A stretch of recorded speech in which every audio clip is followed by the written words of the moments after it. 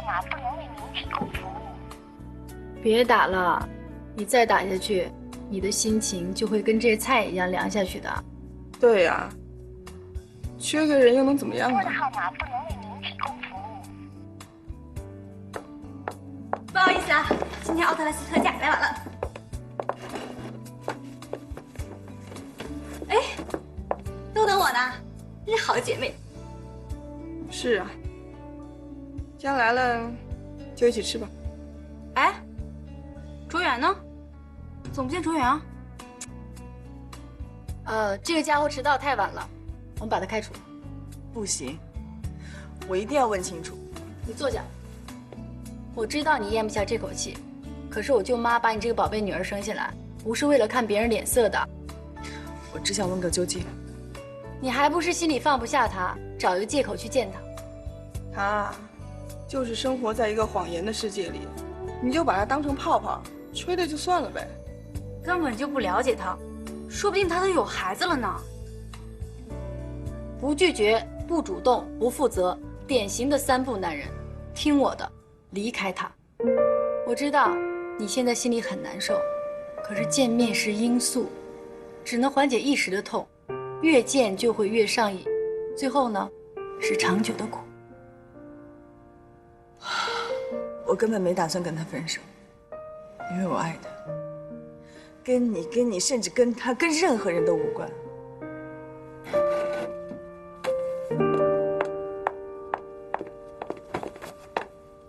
哎呦，这女人真没有礼貌。他可能心情不太好。来，这瓶酒。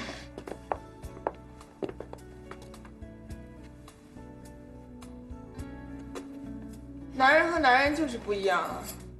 卓源不过是个清洁工，平时拽得跟什么似的。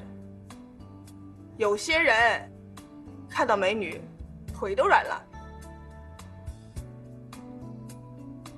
女人就是被宠的，但是有一种女人，男人看见以后都会躲得远远的，那就是自以为是、满嘴酸味的女人。就算是全世界男人都死光了，我也不会喜欢那种上班打扮得跟作秀一样的装腔作势男。你知道吗？女人嘴上骂得越狠的男人，她心里越喜欢。如果她不喜欢这样的男人，她连骂都懒得骂，更何况去观察他的衣着穿戴。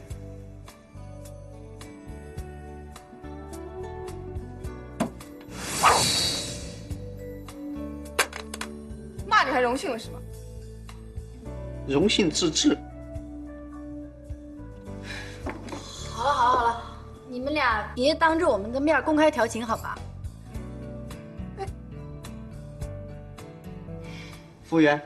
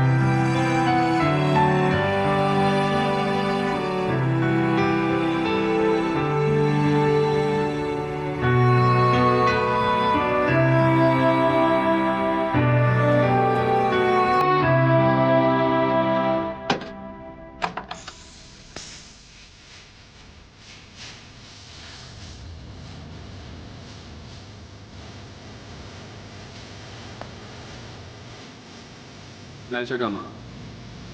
你不是答应今天晚上陪我一起吃饭的吗？你忘了？没忘。那你是故意的？是。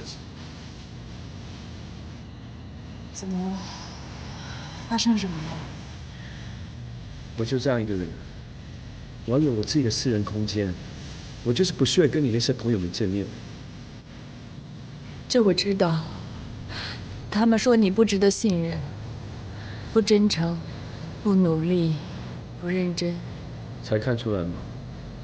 你知道的，他们就是嘴巴不饶人。他们说的是实话。他们是为我好，怕我受伤。你别生气呀。应该是你生气吧？我不生气。每个人都希望能够有自己的私人空间，也就是自由。但是相爱就意味着这种自由会被牺牲掉一些。我爱你，我愿意牺牲掉我的自由，把我最宝贵的私人空间与你一起分享。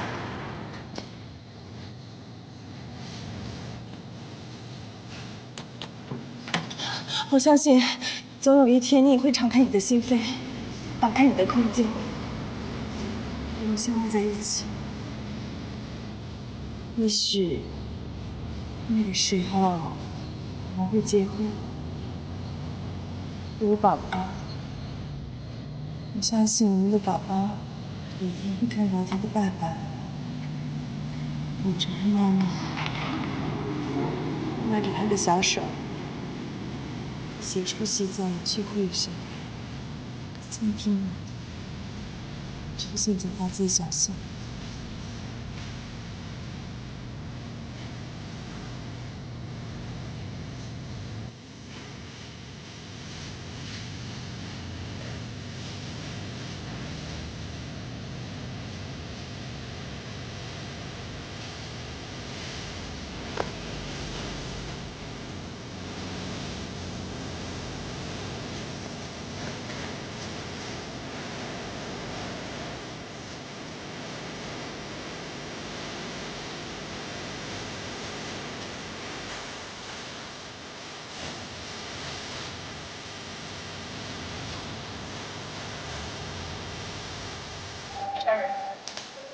事情大概就是这样。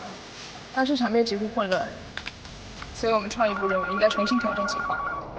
重新调整公关计划，这简直是公关界的日全食。这事儿我也得跟Frank汇报。我还是认为这跟客户不介入过多有关。小柔，我觉得你对时间有偏见。放心吧，别客户部、创意部的，这事儿我给你们担下了。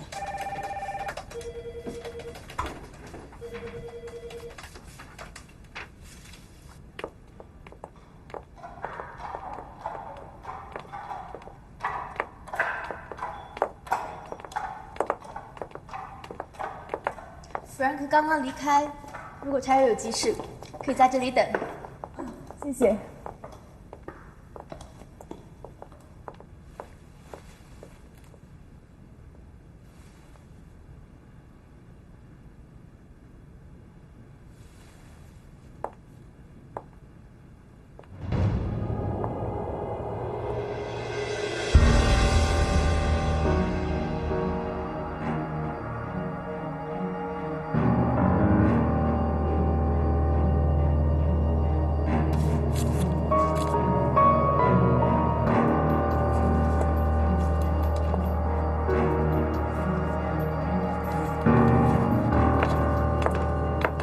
Cherry， 刚 Frank 打来电话，说今天要陪欧洲的几位董事长打高尔夫，不会回来了。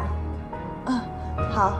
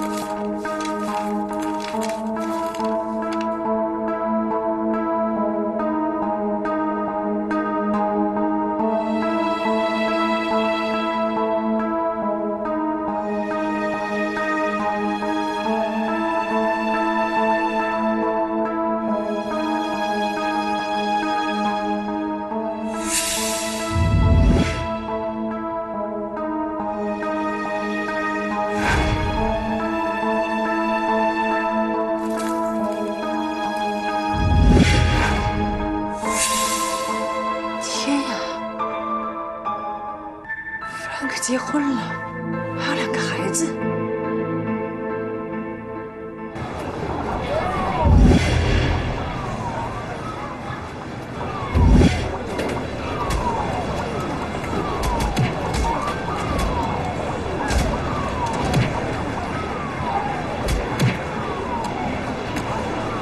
小心了啊！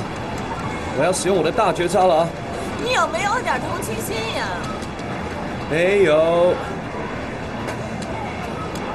啊，死了，死定了！你怎么那么逊呢？这可是你最拿手的机子。我现在心里很乱。怎么了？上帝之手让我调查 Frank， 结果我一时头脑发热，拿了他一封信。可是从里面没有发现任何有用的线索。不过我倒发现了一个大秘密。什么大秘密？关于他曾经在教堂里说过一句“我愿意”。你是说他结婚了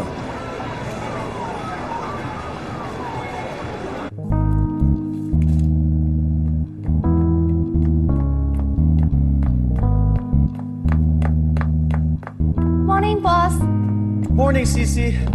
我有一封信来自欧洲，应该到了。是的 ，Frank。昨天下午我把它连同其他文件放在了您的办公桌上。我知道那些文件，但是我没有发现那封信。但是我的确亲手把它放在了你的办公桌上。那好，那麻烦你帮我拿昨天下午的回客单。哦，对了 ，Frank， 昨天你没有见过任何人，但是 Cherry 来过这里。好，那麻烦你帮我约一下 Cherry， 我想在壁球馆跟他见面。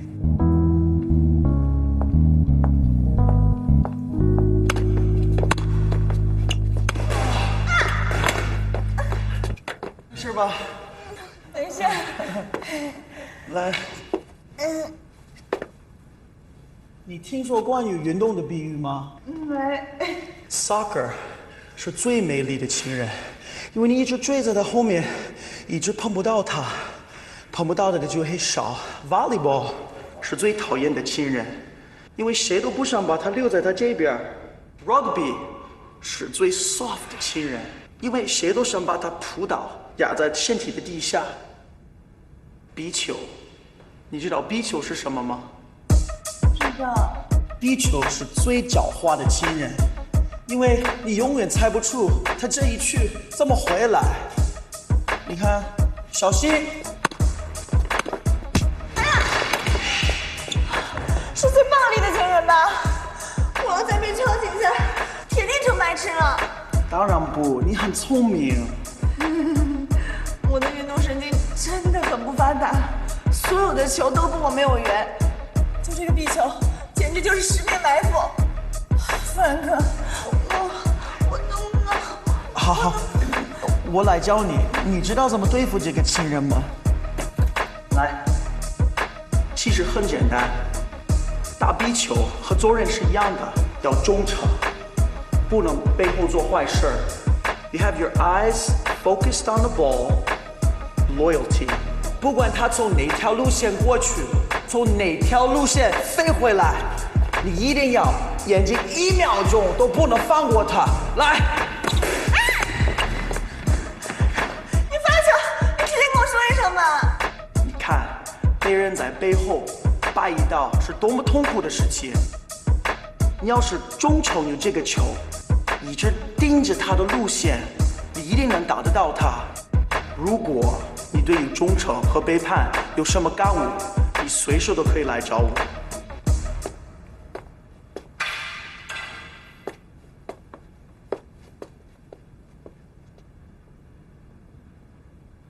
我敢打赌 ，Frank 肯定知道我偷了他的信。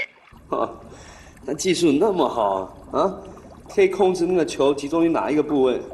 可不吗？你是没看到我的脸，绝对惨无人道。什么？你毁容了？难道他使用的是江湖上失传已久的面目全非脚吗？哎呀，你就别贫了，也都怪我，一开始就不该那么做。所以你现在应该想要坦白从宽，争取个宽大处理，或者是死硬到底，让他把这事情不了了之，是吧？他都用上忠诚和背叛这样的字眼了，我还想不了了之。我决定，还是招了。人不犯错就不可爱了，要是犯了错还不承认，就更不可爱了。你觉得呢？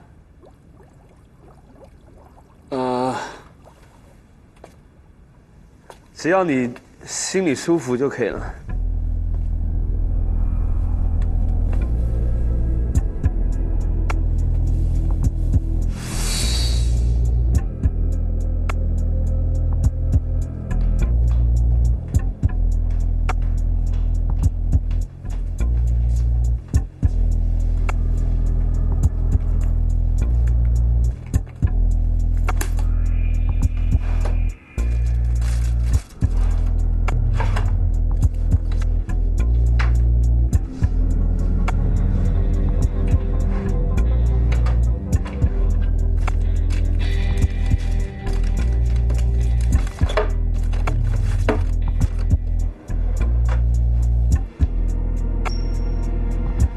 真是罪上加罪啊！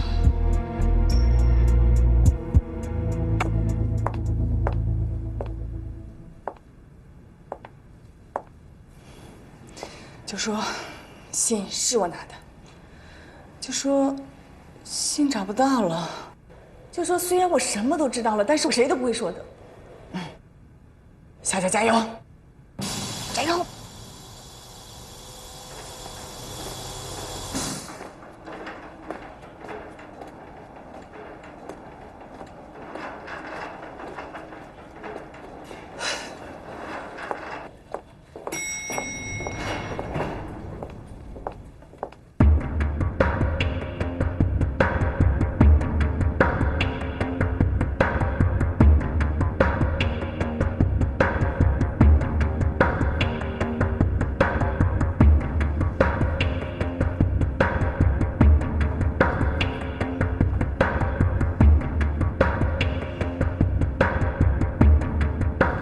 你的头上的伤不要紧吧？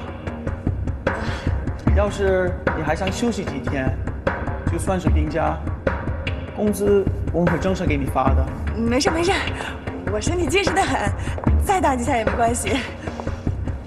Frank， 我来呢，主要是想向您说一件事儿。Please tell me。就是关于您上次说的那个忠诚，我回去想了很多。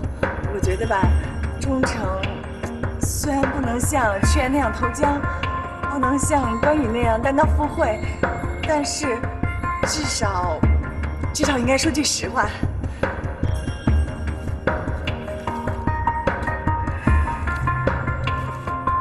这是我的一个 personal mail， 你说的实话不会跟这个有关系吧？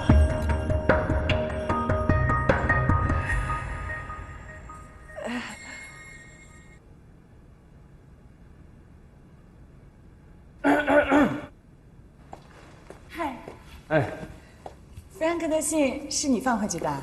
嗯，可我把信封都给撕破了。这么大的一个中国，要找一个一模一样的信封有什么难呢？它本身就是 Made in China。再说 Frank 又没见过原本那个信封，就算这个有一点不一样，他也看不出来。那邮戳呢？我自己刻了一个萝卜章，但印你是从公司偷的。跟原先的一模一样。相信我的手艺比原装的还像原装。我本来都打算跟他坦白了。不妨碍你坦白啊。你想死啊？我现在要去跟他坦白，不就把你给招出去了？他要问我怎么又原封不动的放回来了，我怎么跟他说？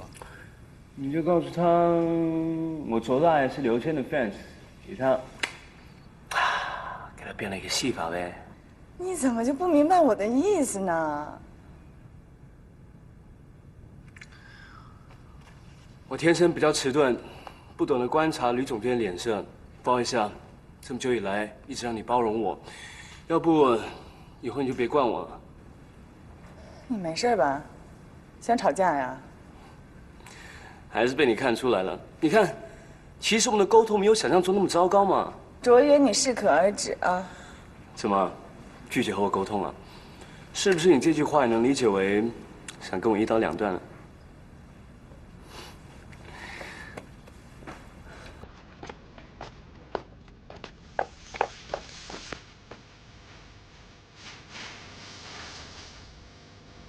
我只想跟你说，谢谢。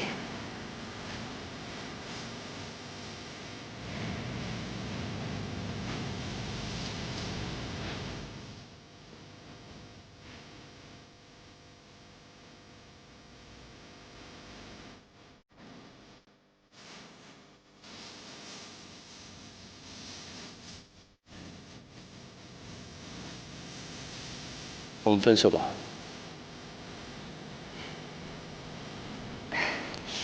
没你这么开玩笑的。如果一个男人拿分手来开玩笑，就真的无药可救。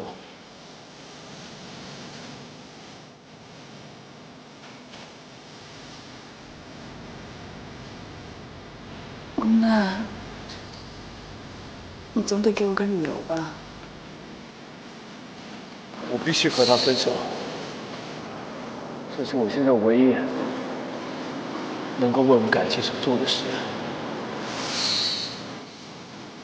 我家养的金鱼不喜欢你。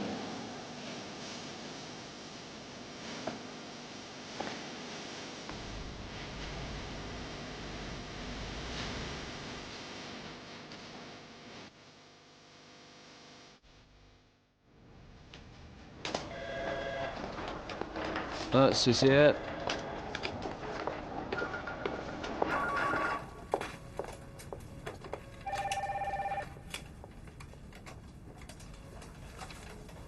这个要不要？不要，谢谢。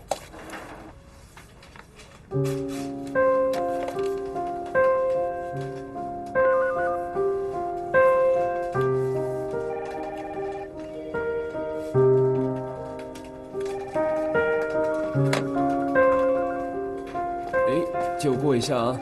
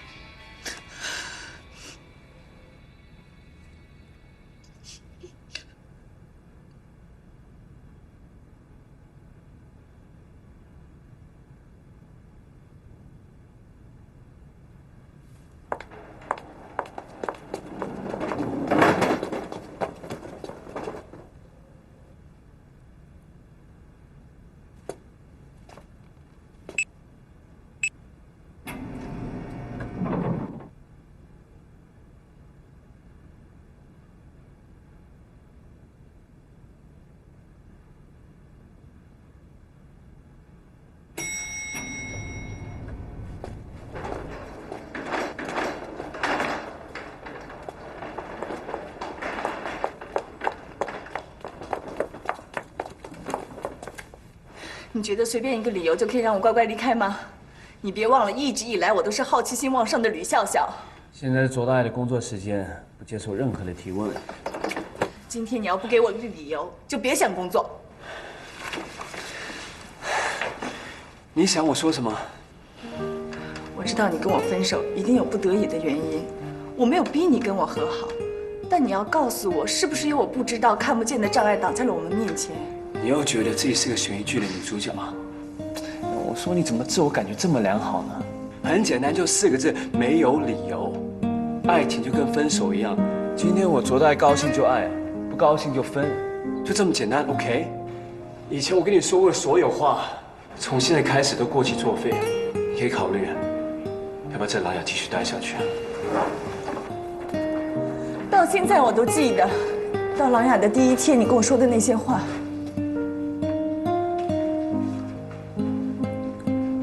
记性真好，可惜我已经全忘了。我不相信你忘了。上帝之手就在利用你的好奇心，一步一步的牵引着你走向个方向未明的深渊。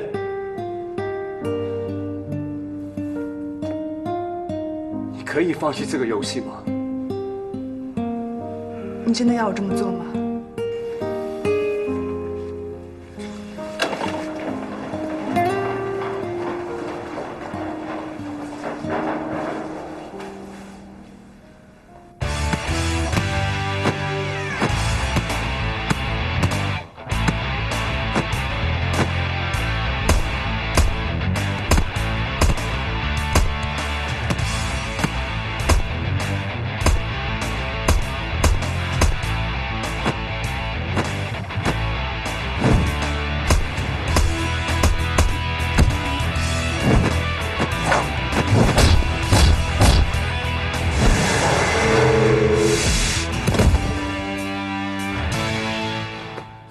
你没事吧？哦，没事没事。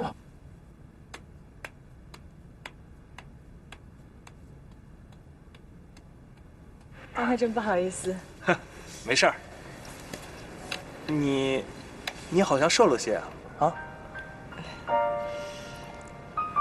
你能告诉我一些卓妍的事儿吗？我们这些老同学啊，都是你们情侣间互谈情报的对象。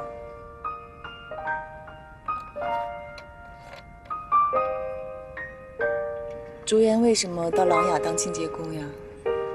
他没告诉你。他的一个朋友告诉过我一些，但我总觉得有点不太对劲儿。可能他不想让你掺和到这些事儿当中来吧。可我是他的女朋友，我爱他，我想要跟他共同进退。可是他不这么想，他不想破坏你的生活。那他到底在做什么？那个卓妍，他以前开过一个公关公司，你知道吗？因为一次活动的失败，导致破产了。那不过是个表面现象。其实吧，卓妍一直是一个优秀的公关人才。当年琅琊区域总监一直想挖卓妍过来帮他工作，可是卓妍没有答应，因为卓妍她想创立自己的公关公司。卓妍成立公司之后，业绩突出，还成功的抢了琅琊的一个重要客户。琅琊的区域总经理咽不下这口气，于是呢和王主编串通，放出了奢侈品巡展的风声，引卓妍上钩。事成之后，王主编和卓妍签订了在琅琊当清洁工的这个协议，来偿还他的债务。你想想看，一个强大的公关公司和一个最有影响力的杂志社，他们互相勾结，那卓妍还不被他们死死踩在脚下？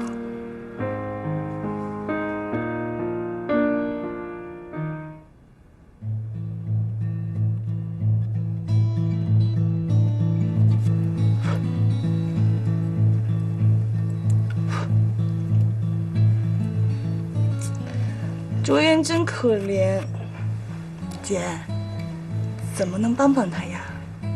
这件事情的始作俑者是琅琊的前区域总经理和王主编。那个总经理呢，已经回了美国，远水救不了近火，现在只有去找王主编了。那我去找王主编。喂，你是被爱情冲昏了头脑呢，还是真的那么250呢？那个王主编是出了名的女魔头。我问你，卓妍聪明吗？聪明啊。她聪明还是你聪明啊？不相上下吧。还不错嘛，在失恋的非常阶段，对自己的估计还这么乐观。卓妍肯定比你有经验，她都搞不定王主编，更何况你了。那别打我主意啊！这件事情得他自己去解决，说不定他早就有计划了。你看他那嚣张的样子，他可能忍气吞声当一辈子清洁工吗？你现在就别想怎么帮他解决问题，你要跟他好好谈一谈，表明你的态度。哎呀，姐，还是你聪明。王主编，我已经把你交给我的话全告诉吕笑笑了。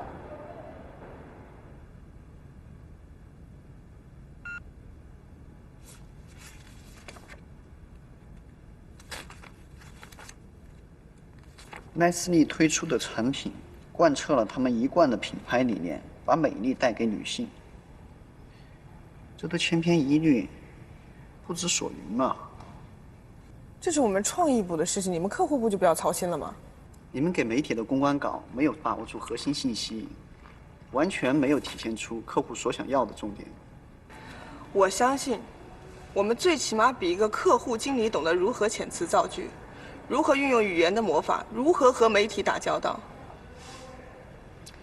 还有啊，你们的公关稿用粉红色搭配黑色的底色，这样的颜色搭配太冲，违背了品牌一贯的优雅作风。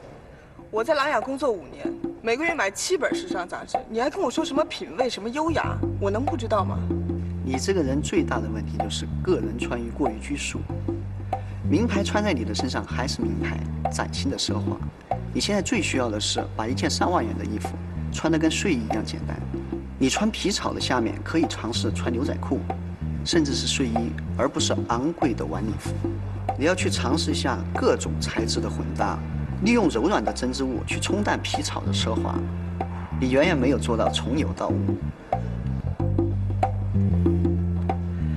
好，我承认你说的有点道理，但是你这么一说，倒让我想起一件事儿。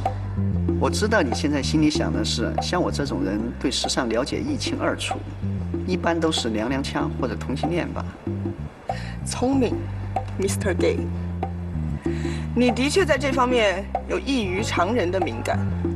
谢谢。我来琅琊快10年了，绝对是一个时尚圈的人，这点成熟力还是有的。你来琅琊10年了？我念大学的时候就在琅琊打工，加上那些时间，已经10年了。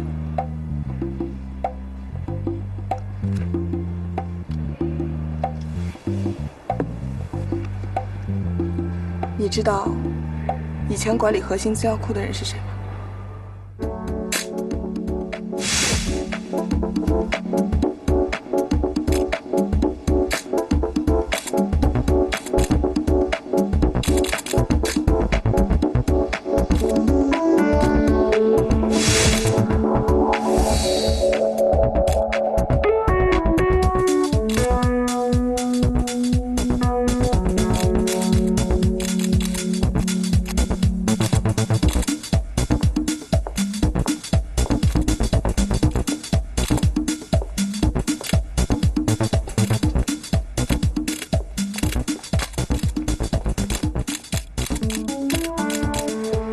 不好意思啊，先过去一下。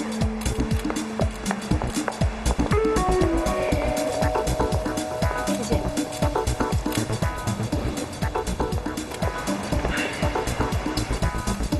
你今天这身衣服呢，充分地暴露你内心的虚荣。我今天这身衣服暴露的是我的气质。哼，瞧你得意的样子，简直是溢于言表啊！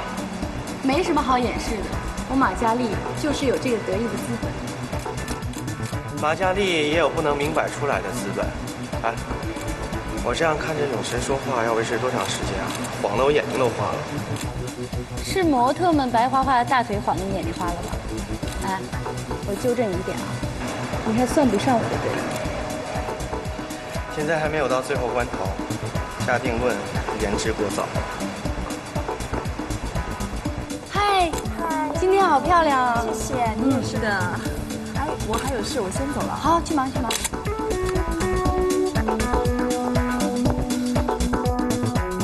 其实你呢，不用装不认识我。你认识一个广告界冉冉升起的新星，很正常，没人会怀疑。第一，请你不要突然从后面冒出来跟别人讲话。第二，你这样咄咄逼人，暴露的是你内心的自卑。我根本不用自卑，我之所以能拿到订单，是因为我的价格合适。所以呢，不要通过你攻击我的方式来掩饰你自己内心的歉意。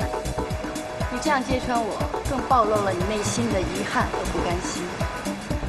对于以很多情侣呢，到一定阶段就要公布于众，可这一点我表示同情和理解。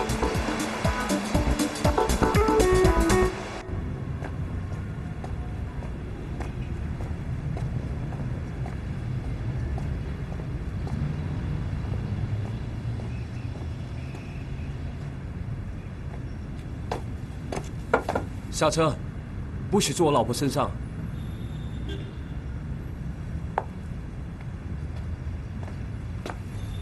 我已经知道你以前的事情了。我知道你是被王主编他们陷害的，所以被迫留在这儿当清洁工。我知道你一定不甘心，也一定会想办法重振旗鼓。不管你做什么样的决定，我都会这样站在你身边，支持你的。小姐，你以为你在出演真情节目吗？麻烦你，把你这份同情心留给别人，我不需要。我不知道你这个故事从哪里听来的，不过我们已经分手，你就留着这份闲心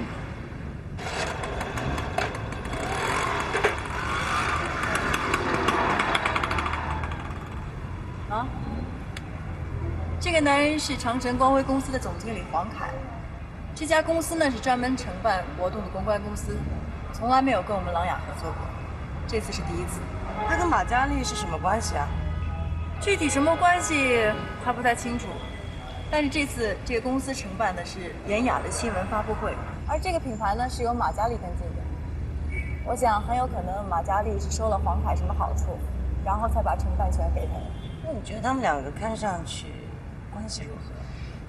不太清楚，但是明显在回避什么，好像装作不认识。中期考评就要开始了，这次我们可有好戏看。你就等着看吕笑笑怎样考评她亲爱的表姐马嘉祺吧。最高分只有一个，如果他把最高分给了马嘉祺，那其他的总监都会闹翻天。马嘉祺这次可真是棋差一招，她根本不应该公开和吕笑笑的表姐妹关系。虽然她今天逞了一时之快，但这恶果子她还是要自己吞下去的。那是肯定的。Cherry， 我想清楚了，我决定以后好好配合您的工作。我向你保证，之前发生那些失误，以后绝对不会再在你面前发生了。来琅琊这么久，你第一次像一个正常下属这样给我表明态度，你想说什么呢？那个时候朱丽叶刚离开，我心里有些意气用事，希望您别放在心上。有话你就直说吧，你这样反而让我有点不太习惯。Cherry， 中期考评就要到了，我希望……说到重点了。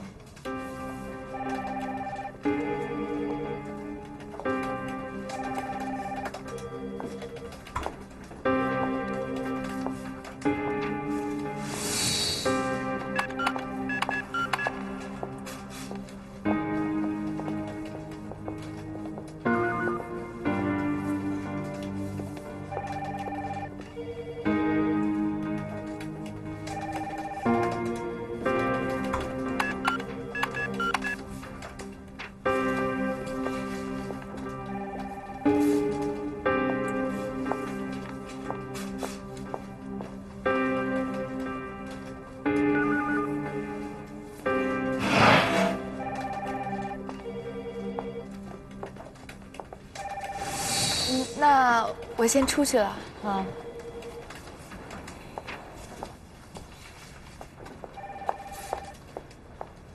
今年我负责的 Leslie 品牌一共搞了5个活动，发了17篇公关稿，上了36家媒体，总销售额上升了3%，整个市场都在扩大。Leslie 品牌方面对此非常的满意，也签下了明年的合约。这个业绩肯定是所有创意总监当中最优秀的。所以我希望可以拿到最高分。我会考虑的。青阳的波折是我们一起解决和攻克的，现在风平浪静了，而且他们跟我们保持这么好的合作关系。另外，我服务妍雅客户已经好几年了，这个客户能一直留在我们公司，我的功劳功不可没。所以你在打分的时候，千万不要顾及到我是你的表姐，该打高分的时候就打最高分。我清楚。Cherry，我要跟你强调的是，青阳的小样绝对不是从我这里流出去传到姚总手上的。除此之外，我这半年的工作没有任何污点，因为所有创业总监的纰漏都不是出在我负责的范围。我的职责很大一部分就是事无巨细的为他们服务，没有功劳也有苦劳。我明白 ，Cherry， 我知道我们私底下有些不愉快，但是我想还不至于影响到这次的评分吧。在工作上，我是出了名的铁人，一天24个小时，我把18个小时都奉献给了琅琊。上个月 ，Frank 给我加了一次薪水，可是老板永远看的是结果而不是过程。他之所以给我加薪，是因为我连续3个季度保持了寿礼品牌的销售和影响力的增长。光凭这个，我就应该拿到最高分。因为迄今为止，创意部还没有一个人打破了这个记录。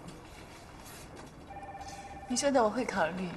公司规定只有1个人可以拿到最高分，我能做的只有公平。下着雨的雨。